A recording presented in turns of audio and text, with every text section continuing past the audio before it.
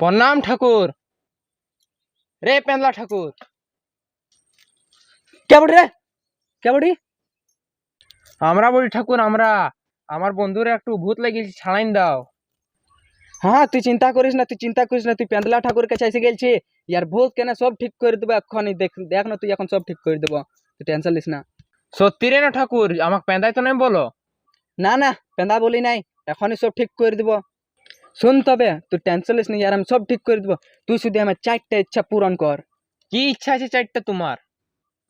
2 kilo খাসির মাংস, একটা জলের বোতল, আর একটা ইংলিশ, আর একটা ঠান্ডা এনে রেখে দিবি। তাল তোরে রেখে পারছো না? না না না রে বোকা, আমার ঘরের পেছনে রেখে দিবি। আর ভালো করে, যেমন আমার বউ দেখতে না পাই, লুকাই লুকাই রাখবি। তুমি সত্যি ঠাকুর বঠো না, ইয়া তুমি নিজের নামটা পারাই বটো পেন্দলা ঠাকুর। তুই আমার ওপর শক করছিস? আমার ওপরে? ধানবাদে সবচেয়ে বড় ঠাকুর বটি আমি, সবচেয়ে বড় ঠাকুর।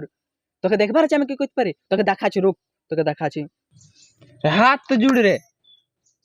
তবে শোন, তোর 2টা হাত আছে, আরে বাবা। তোর 2টা পা আছে, আরে বাবা। তোর 2টা চোখ আছে, আরে বাবা। তোর পায়ে 10টা আঙ্গুল আছে। আরে বাবা। ঠিক আছে, আমি চললি। আরে বাবা। চলবে।